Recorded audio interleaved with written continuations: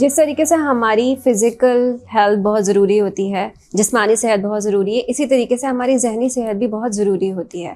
تو ہماری جو ذہنی صحت ہے وہ ہماری زندگی پر کیا اثر ڈالتی ہے؟ دیکھیں، انسان جسم، روح اور ذہن کے مرکب کا وجود ہے. ذہنی صحت کی اہمیت کا اندازہ آپ اس بات سے لگا سکتے ہیں کہ ہمارے جو جسمانی امراض ہیں جس کے لیے ہم ڈاکٹر کے پاس جاتے ہیں، اس میں 80% بیماریوں کا جو روٹ کاز ہے، جو جڑ ہے، جو وجہ ہے، وہ ذہنی مرض ہے. یعنی میری ذہنی صحت متاثر ہوگی تو میرا جسم ایک حد تک اس کو برداشت کرے گا، اور اس کے بعد پھر وہ رسپونڈ کرے گا یا ریئیکٹ کرے گا. وہ ریئیکٹ کس طرح کرے گا؟ میرے جسم میں درد ہونے شروع ہو جائیں گے، بخار ہونا شروع ہو جائے گا، الرجیز ہونی شروع ہو جائیں گی، تیزابیت ہونی شروع ہو جائے گی، السر ہونا شروع ہو جائے گا، کینسر تک جو ہے یہ چیز جو ہے وہ جا سکتی ہے.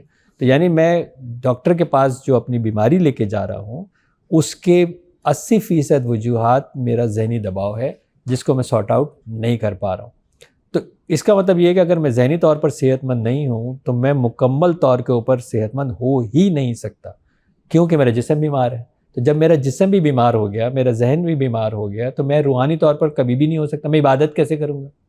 میرے کھانے کا دل ہی نہیں کرے گا، مجھے چیزیں اچھی نہیں لگیں گی، مجھے اچھی چیز آئے گی کیسے؟ میں سوائے کمپلین کے، بے یقینی کے، اللہ سے شکایتیں کرنے کو اور کیا کر رہا ہوں گا؟ تو اس کا مطلب ہے کہ میں روحانی طور پر بھی بیمار ہو جاؤں گا. تو روٹ کاز ہے ذہنی صحت. اگر ذہنی صحت کے اوپر میں کام نہیں کروں گا تو پھر میں اچھے فیصلے کیسے کروں گا؟ میں اپنے کل کی پلاننگ کیسے کروں گا؟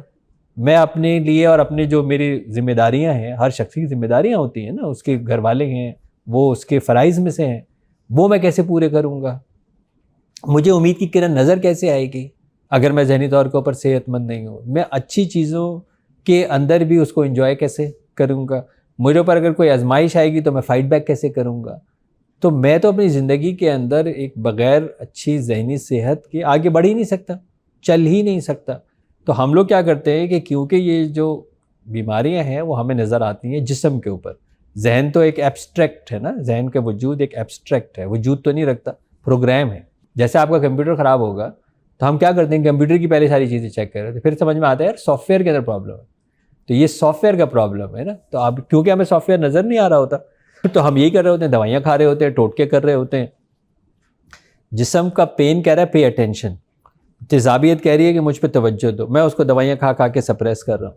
بخار مجھے شو کر رہا ہے کہ پے اٹینشن، میں اس کو دوائیاں کھا کھا کے سپریس کر رہا ہوں، یا میں اس کو ڈائیورٹ کر رہا ہوں. تو اس سے پرابلم تو سالو نہیں ہو رہا، مزید جو ہے وہ بڑھ رہا ہے. اسی لیے ڈپریشن، انگزائٹی، اسی لیے خودکشیاں، اسی لیے اپنے آپ کو نقصان پہنچانا، اسی لیے نشے کی طرف جانا، یعنی جس کو ہم راہ فرار کہتے ہیں، وہاں پہ جو ہے وہ جانا اور بھاگنا. اس کا ریزن ہی یہی ہے کہ ہم جس ذہنی صحت کے اوپر جو کہ بنیادی ہماری ضرورت ہے اس پہ توجہ دینے کے بجائے ہم اپنے جسم کے اوپر جو ہے وہ توجہ دیتے ہیں.